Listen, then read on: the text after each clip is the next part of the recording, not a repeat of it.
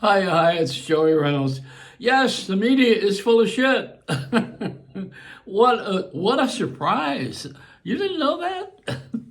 Well, they got nothing to do. What? Well, okay, come on. Let's put this on the line here. David Muir, who does the news at ABC on over-the-air television, what they do is they do a headline and another headline and another headline. Always something shocking called breaking news. There's nothing breaking about it.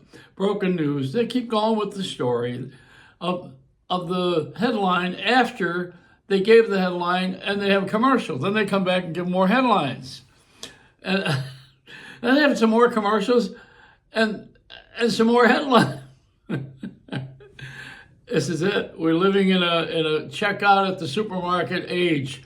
In the old days, we'd get out of the supermarket. On the way out, you would be waiting online, or is it in line? And as you were there was the Weekly World, the National Enquirer, the Globe. These are all magazines that were sensational headlines of things that were not to be believed. We are now living like a checkout counter over at the A&P, or in those days, that supermarket, the Great Atlantic and Pacific Tea Company. So you got to have a little history here. Trump is not Abe Lincoln. Abe Lincoln was known as Honest Abe. Now, this is not going to be honest Don.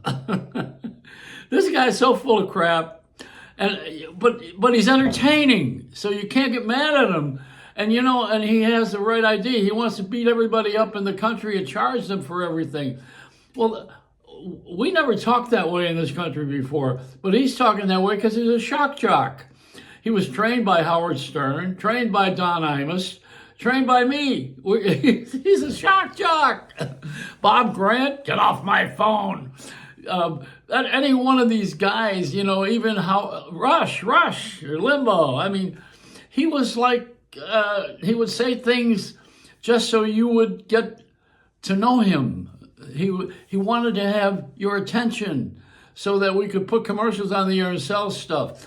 3 hours of somebody or 4 hours. I was on a 5-hour show every night for 15 years on a network in New York.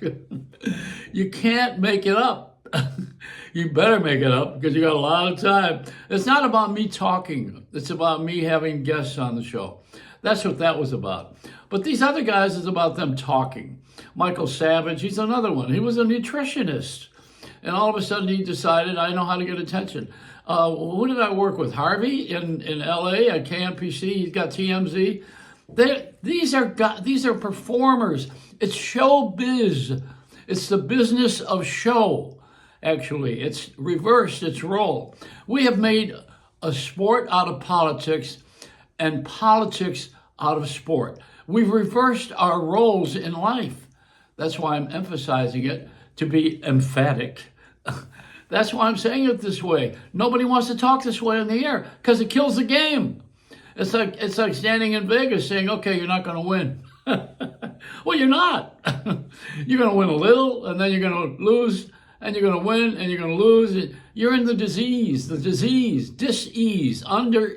under a pressure of your own self-ego or sense of competition. Americans are very competitive. We really are. Look at how we are with sports. Let's see, who is it now? I think it's Yankees must win. Well, that's not necessarily so. It's not. And you pick a team in Detroit. Detroit Tigers are doing well, I think. Where are we going with our lives? I like that guy who was the vice president candidate. You know why? Because I'm from Buffalo. Why can't I be from normal parents? I was raised in that Midwest culture. And how can you defy the Mayo Clinic? I mean, that's where that's from. It's from his part of the world.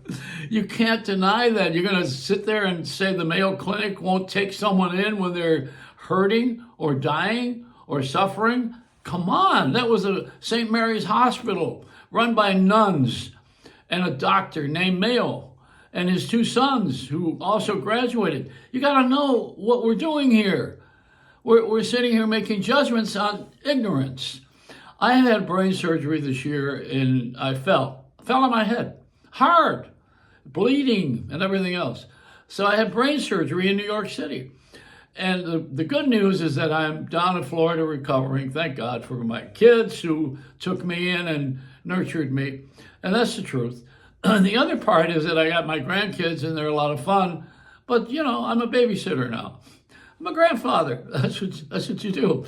Spoil kids and do whatever they want until the parents stop you. That's about it.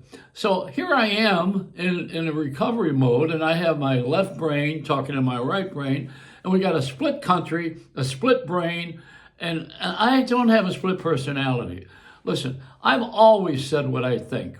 I said it to my family. I've had 40 jobs.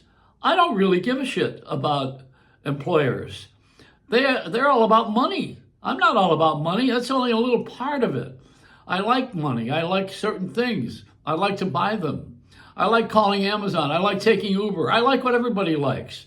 I like going out for dinner. Not all the time. I don't want to drive through. I don't like the high prices in supermarkets. So you think Donald Trump is going to change all that? I mean, honest to God, do you really think he said he wants to be dictator for a day and he'll straighten everything out? He couldn't straighten his own laundry, this guy. This guy he's the most unbelievable liar since Morton Downey Jr., who was known for being, as I would call it, pathological. There's a lot of psychology in recovery. He doesn't have any. He's untreated. And Biden, yesterday in that debate last night, they kept asking this Vance, who's I don't know who he is. I think that was not a debate. It was getting to know you, getting to think all about you, like the song, Getting to Know You. I think last night we're getting to know these two guys. What I didn't like was every time he was asked a question, he never answered it. He did a commercial for what the policy that they want to get the message across to the public with, like we're a bunch of ignoramuses. And, many of us are stupid, but we don't stay stupid. I had a show on radio years ago, and it was Joey Reynolds and his wonder dog, Stupid. I mean, the dog was not so stupid. I think we have a little miscommunication here. People watch TV to be entertained and informed, and I don't watch TV. I don't find tragedies. I never thought O.J. Simpson with a double homicide was entertaining. To me, that killing someone, the Menendez brothers killing their mother and father, that's not entertainment. But they're running it as a series on Netflix. They're running the Dahmer thing about the guy that used to eat people that he brought home with him for sex. What are we doing? With cannibalism and outrageousness, those are all things that I really would not be telling anybody I'm doing. Don't do a movie on my life. This is ridiculous that we're so victimized, and so narrow thinking, so small-minded. We feel like we're locked into it. Let me tell you, you're not going to be changing this country in one election, and you're not changing it in one day. One person changing this in one day, the only person that tried that was Hitler, and he couldn't do it in a day, and then we killed him. We kill a lot of people in this country who do that. We don't like people to tell us what to do. Do you know that? Have you figured that out about yourself yet? You think when you're an adult, no longer do you want to have your parents tell you what to do? That's the way we were raised. Here's what I liked last night. I liked Tim, that vice presidential candidate. Afterwards, he took his wife out for pizza in New York. And New York's supposed to have the best pizza in the world.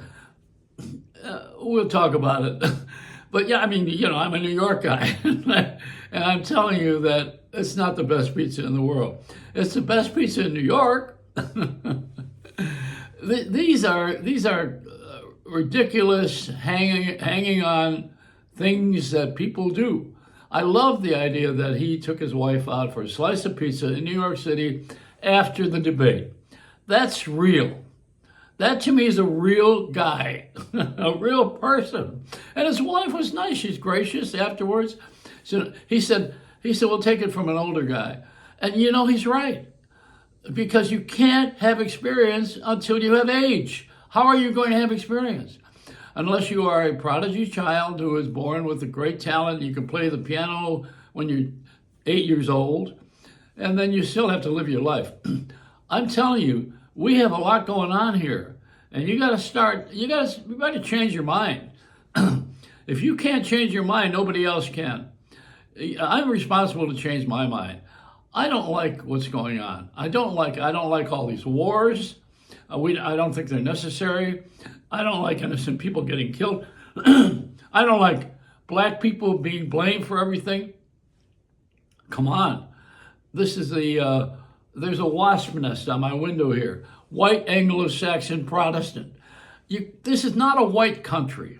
It's not. It's a mixed bag. And it is not going to be a white country. And it isn't going to be Trump land. And people aren't going to be rich and everybody else is going to get to watch. Not me. I'm not going to stand there and cheer these guys on. And nobody wants to talk this way on the air. You know why? Because it's a one-shot.